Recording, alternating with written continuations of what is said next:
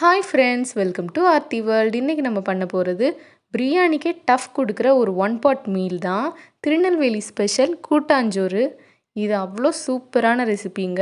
இது உங்களுக்கு தெரியாதுன்னா கண்டிப்பாக ட்ரை பண்ணி பாருங்கள். இதை மாதிரி உங்கள் ஊரில் ஏதாவது ஃபேமஸாக இருந்தால் அதை நீங்கள் கீழே கமெண்ட் பண்ணுங்கள். நம்ம சேனலை இப்போ தான் ஃபஸ்ட் டைம் பார்க்குறீங்கன்னா மறக்காமல் சப்ஸ்கிரைப் பண்ணிக்கோங்க. வாங்க வீடியோக்குள்ளே போகலாம். இதுக்கு நான் 1 கப் அரிசி, 1/2 கப் துவரம்பருப்பை ஊற போட்டு வச்சுருக்கேன். இது ஒரு 1/2 மணி நேரம் ஊற வச்சு எடுத்திருக்கேன். அடுத்து இதுக்கு தேவையான அளவு காய்கறிகள்லாம் எடுத்திருக்கேன். இதுக்கு மேக்ஸிமம் நாட்டு காய்கள் சேர்த்தா போதும். நான் எக்ஸ்ட்ராவாக கேரட் பீன்ஸும் எடுத்து வச்சுருக்கேன். ஒரு எலுமிச்சம் சைஸ் அளவு புளியை ஊற வச்சு எடுத்திருக்கேன் பாருங்கள். அடுத்து இதுக்கு ஒரு தேங்காய் பேஸ்ட் ரெடி பண்ணிக்கலாம். அதுக்கு ஒரு கை நிறைய தேங்காய், கொஞ்சம் ஜீரகம் போட்டிருக்கேன், 4-5 சின்ன வெங்காயம் சேர்த்துக்கலாம், 4 மிளகா வத்தல் சேர்த்துக்கலாம். சேர்த்து இதை ஒரு பேஸ்ட் கன்சிஸ்டன்சிக்கு அரைச்சி எடுத்துக்கோங்க.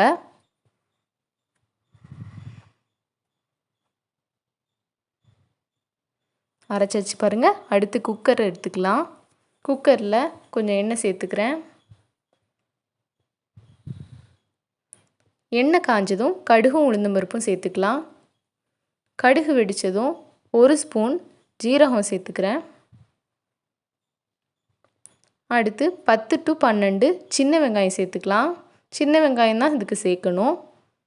கூடவே காரத்துக்கு 3 மிளகாய் சேர்த்துருக்கேன். ஆல்ரெடி நம்ம தேங்காய் பீஸில் 4 மிளகா வத்தல் போட்டிருக்கோம். அதனால் காரம் நீங்கள் பார்த்து சேர்த்துக்கோங்க. கூட கொஞ்சம் வேணும்னாலும் சேர்த்துக்கோங்க.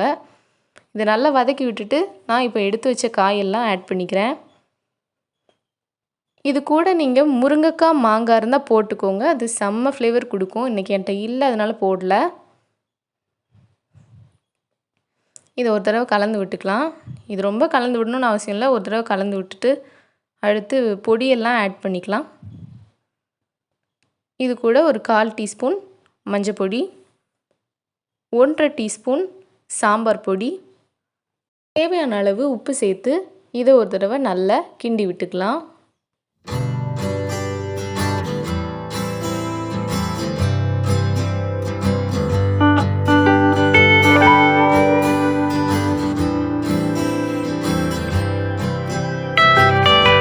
தேவையான அளவுக்கு தண்ணி சேர்த்துக்கிறேன். 1/2 கப் அரிசி பருப்புக்கு நான் இன்றைக்கி 4/2 கப் அளவுக்கு தண்ணி ஊற்றிருக்கேன். நம்ம காயெல்லாம் சேர்க்குறதுனால கூட 1/2 கப் ஊற்றிக்கலாம், பிரச்சனை இல்லை.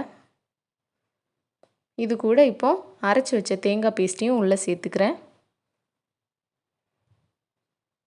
தேங்காய் பேஸ்ட் சேர்த்துட்டு புளியையும் கரைச்சி ஊற்றிக்கிறேன்.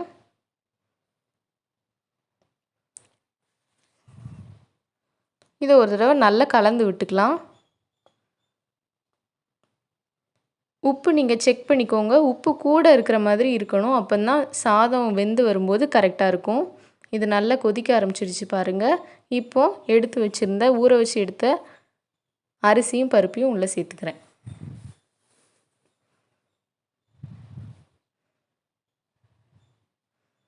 இதை ட்ரெடிஷ்னலாக பானையில் தான் செய்வாங்க.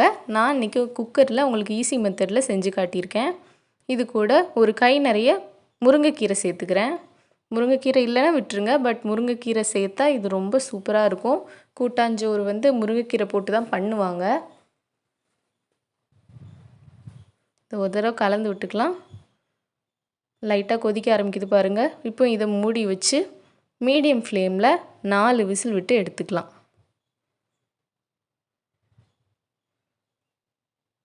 ப்ரெஷர்லாம் அடங்கி எடுத்தாச்சு பாருங்கள். இப்போ இது கூட கொஞ்சம் நெய் சேர்த்து லைட்டாக கிளறி விட்டுக்கோங்க.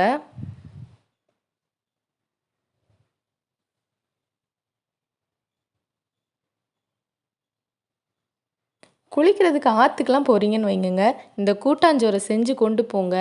ஆற்றுல குளிச்சுட்டு அப்படியே சைடில் மணலில் உட்காந்து சாப்பிட்டீங்கன்னு வைங்களேன், அருமையாக இருக்கும். இதுக்கு பெருசாக ஒரு சைட் டிஷ்ஷும் தேவைப்படாது. கொஞ்சம் சம்பல், வத்தல், வடகம், அப்பளம் போதும். அருமையாக இருக்கும். கண்டிப்பாக உங்கள் வீட்டில் ட்ரை பண்ணி பாருங்கள். உங்களுக்கு இந்த வீடியோ பிடிச்சிருந்துச்சுன்னா லைக் பண்ணுங்கள், ஷேர் பண்ணுங்கள், கமெண்ட் பண்ணுங்கள். மறக்காமல் சப்ஸ்கிரைப் பண்ணிக்கோங்க. Thank you. Have a good day.